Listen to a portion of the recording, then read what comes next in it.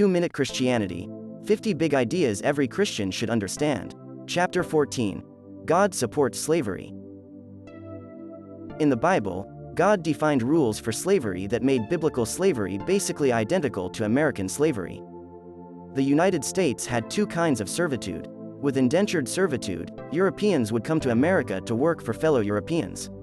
Masters paid for their servants' transportation, and they provided food, clothes, shelter, and training. In return, the servants were usually obliged to work for 5 years. Roughly half of the European immigrants to the 13 colonies came as indentured servants. The other form of servitude was chattel, that is, ownership, slavery. These slaves were rarely Europeans, and they remained slaves for life, as did any children. The Old Testament defined the same two categories.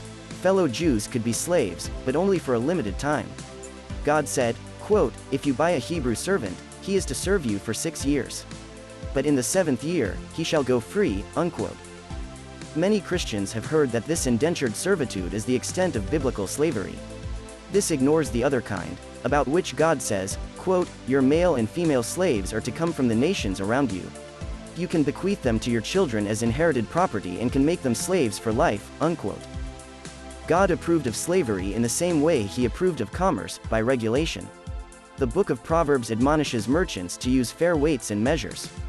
God's regulation of commerce makes clear that he approves of it when honestly done, and his many rules about slavery make clear that he approves of that, too.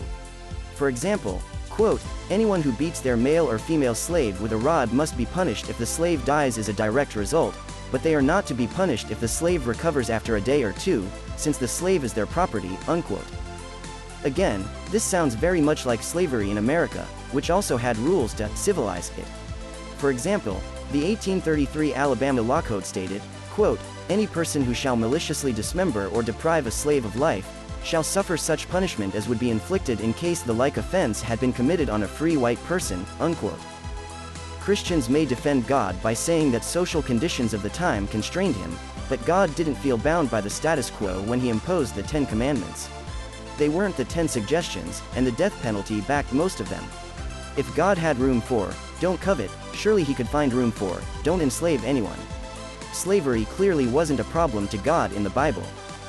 Another response is that Christians helped abolish slavery in the West. That's true, but the Bible was a tool for Christians on both sides of the issue. During the American Civil War, some in the South argued that abolitionists were apostates for denying the clear meaning of the Bible. Granted, slavery was common in the ancient Near East, but surely an all-wise God can rise above man-made customs. That God-sanctioned slavery that was as degrading as American slavery makes God look no wiser than a character in a man-made myth. What do you think? Add a comment, and don't forget to like and subscribe. To read the text of this chapter with references, go to 2minutechristianity.com and search for this chapter. Or buy the book and get all 50 chapters at once. Thanks for your interest.